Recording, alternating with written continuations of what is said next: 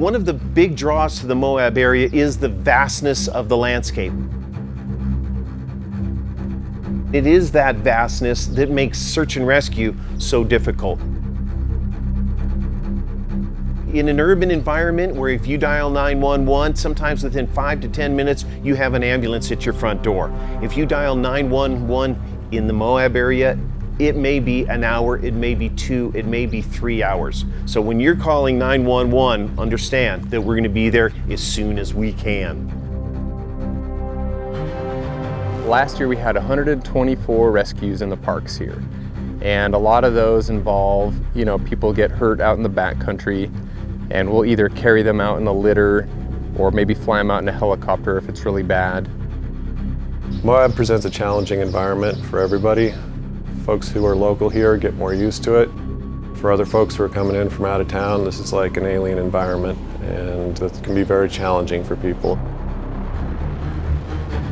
A lot of people think that the sandstone here is grippy and like sandpaper, which it is a lot of times. However, you get a little layer of dust or dirt on that, or a little water on that rock, and it becomes very slippery.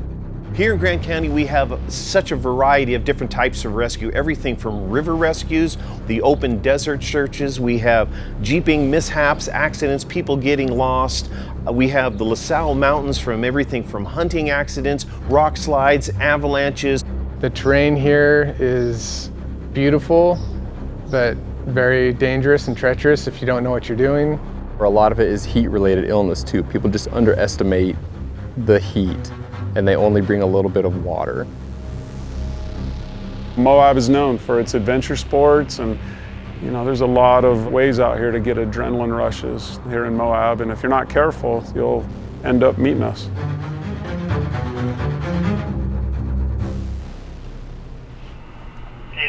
We have a 60-year-old male on the Porcupine Trail, approximately 3 miles in.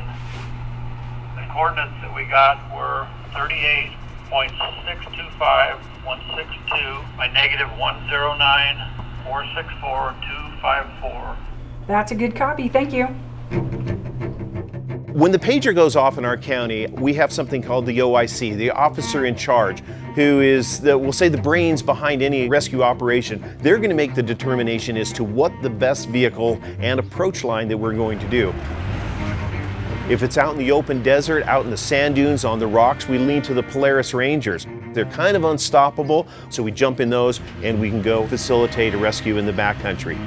Search and rescue and EMS work very closely for almost all of our calls. They're the detail-oriented folks. They're the ones who deal with the medical issues. We deal with moving the person from point A to point B.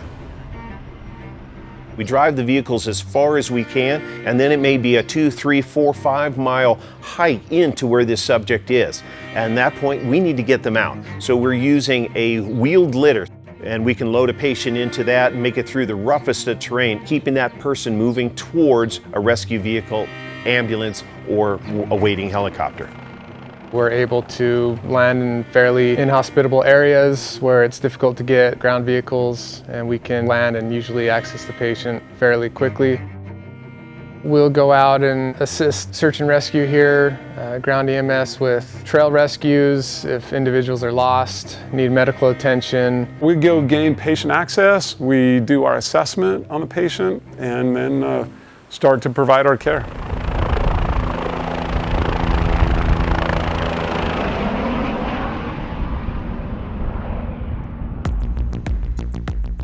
So if we've had a climbing accident and somebody is mid-face on a 500-foot cliff, in a perfect world, we always like to rescue from the top. We'll build a big anchor system. There's a lot of technical equipment involved. It requires ropes, carabiners, pulleys, prussics, a lot of different techniques.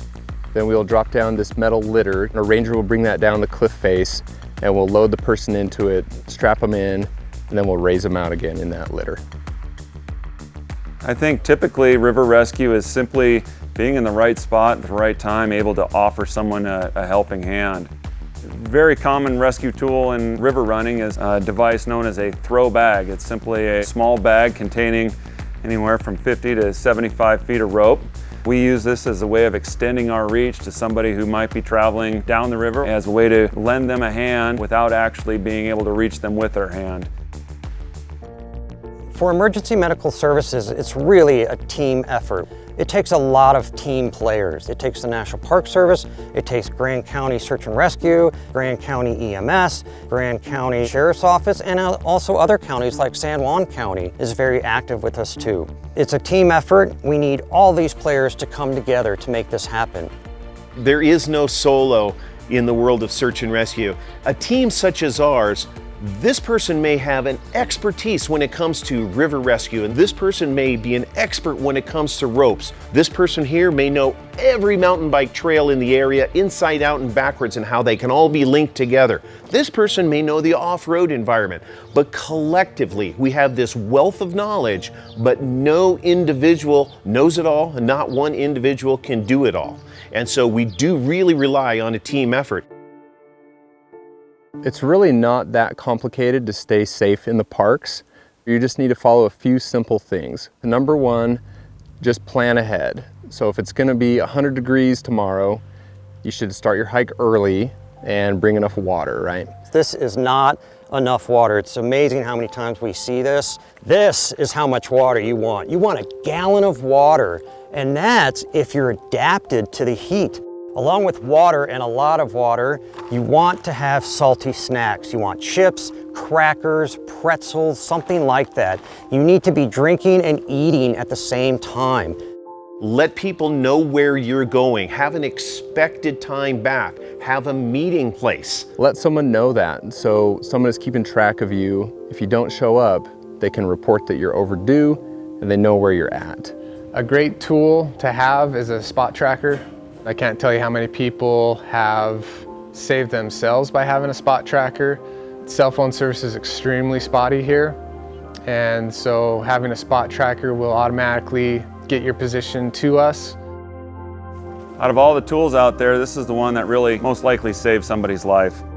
Swimming in the river is not like swimming in lakes or even the ocean. It's not a qualification. If you get hurt, if you have to be rescued, you may end up spending the rest of your vacation in the hospital. And so we really urge people to be careful, plan ahead, so that they can have a good vacation, enjoy the parks, without getting in over their heads and getting into trouble. It's a great job. It's very rewarding. It's satisfying to have a career that allows you to help others when they're kind of in their worst day ever. I really like the challenge and the variety of being a ranger. I never quite know where I'm going to be during any given day. Anything can come up.